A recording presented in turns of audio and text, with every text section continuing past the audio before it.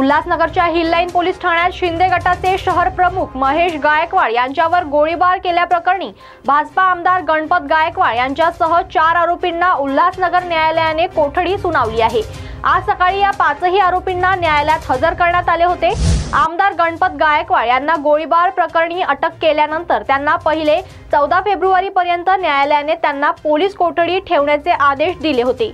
त्यानुसार आज अटक असलेल्या सर्व आरोपींना न्यायालयात हजर केले असता त्यांना न्यायालयीन कोठडीत ठेवण्याचे आदेश देण्यात आले आहे। विशेष म्हणजे आज आरोपींना सकाळी 9 वाजताच न्यायालयात हजर करण्यात आले होते। यावेळी कोणताही अनुचित प्रकार घडू नये यासाठी पोलिसांनी कोर्टाच्या परिसरात संचारबंदी देखील लागू केली होती। तसेच यावेळी प्रचंड पोलीस बंदोबस्त तैनात करण्यात आला होता। 4 लोकांना कोर्टात सकाळी 9 वाजता हजर करण्यात आला होता आणि कोर्टाने पोलिसांची डिमांड असताना सुद्धा तपासाची प्रगती बघून त्यांना जेल कस्टडीचे आदेश केलेले आहेत।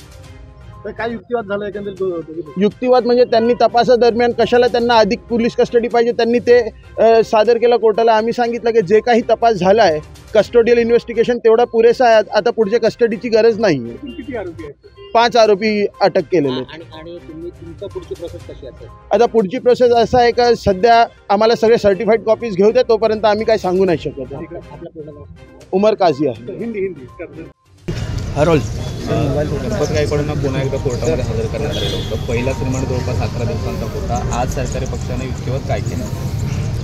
युक्तिवाद काय झालं कोर्टामध्ये ते म्हणण्यापेक्षा हे आपल्याला आज माहिती देणं औचित्याचं ठरेल की त्यांनी आज जे कोर्टापुढे रिमांडमध्ये सर्व आरोपींना माननीय आमदार साहेब व त्यांच्याबरोबरचे इतर सर्व आरोपींना त्यांनी आज कोर्टापुढे हजर केलं। ज्यामध्ये त्यांनी जे आधी रिमांड ज्या कारणास्तव मागितलेलं होतं तेच कारण त्यांनी पुढे ढकललं।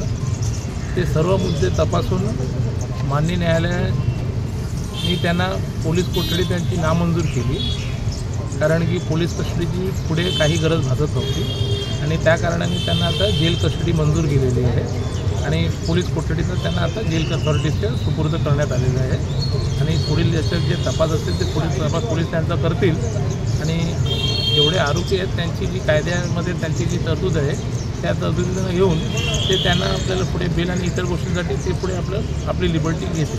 पहिल्याच रिमांडला गणपत गायकवाड यांनी कट रचून हत्येचा प्रयत्न केला असा युक्तिवाद सरकारी पक्षाने केलेला होता। आता पुन्हा तो युक्तिवाद त्यांनी केलेला आहे का आणि काय बघा आता कट रचलं गेलं आहे आणि जे तपास आहे ते तपास यंत्रणेचं काम आहे। त्यावरती ह्या क्षणी आम्ही त्याच्यावरती काय कॉमेंट करणं योग्य ठरणार नाही, पण जसं आपल्या सर्वांना माहिती आहे CCTV फुटेजमध्ये काय घडलं, कसं घडलं, तिथे किती लोक होते, तर ते त्याला कट म्हटलं जातं की एक ह्युमन बिंगचं रिॲक्शन म्हटलं जातं। हे आपल्या सर्वांना माहिती आहे आणि कट रचण्यासाठी काय काय गोष्टी लागतात, कसं कट रचला जातो हे आपल्या सर्व प्रचारमाध्यमांना